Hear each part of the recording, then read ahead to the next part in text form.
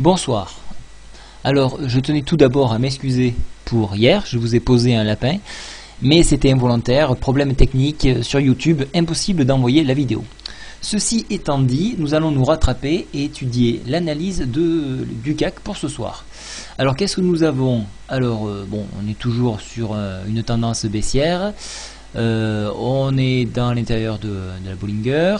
On a essayé de combler une partie du pseudo gap que nous avons ici, et puis vite on est revenu au contact de la résistance 3881 et nous avons clôturé en dessous. Voilà pour ce qui est de visuel. Nous avons quelque chose de très important, alors je vous en ai parlé dans le glossaire.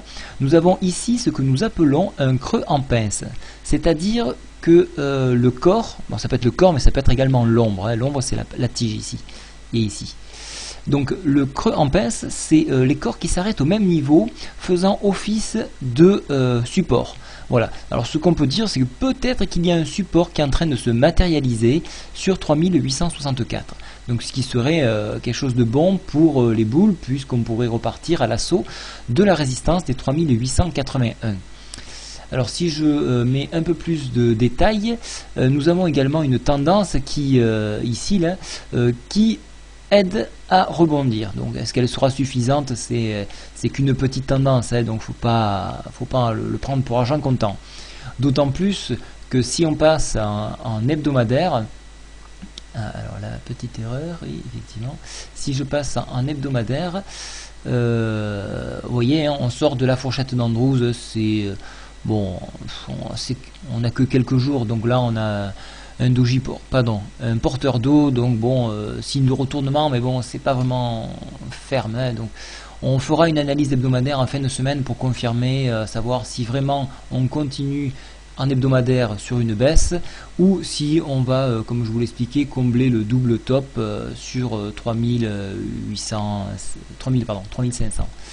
Donc maintenant, si je reviens en journalier, alors j'ai remarqué quelque chose qui peut être intéressant.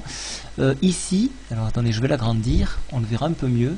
Vous avez vu, on a la moyenne mobile et le cours qui tendent à se recroiser. Et donc à chaque croisement, on a un changement de tendance.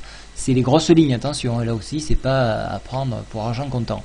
D'autant plus que nous avons toujours un rock'n'roll qui est rouge. Et un RSI qui est tout à fait neutre, donc inexploitable.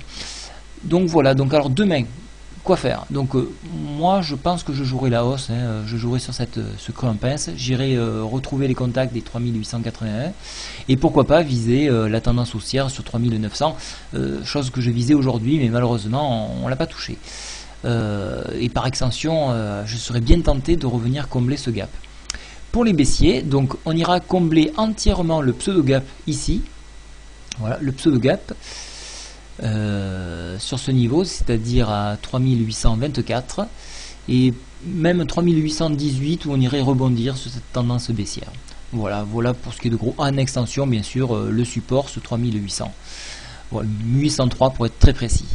Voilà, c'est tout ce qu'il y a à dire pour ce soir. Ben, écoutez, je vous souhaite une très bonne soirée et j'espère vous envoyer très rapidement la vidéo. Au revoir.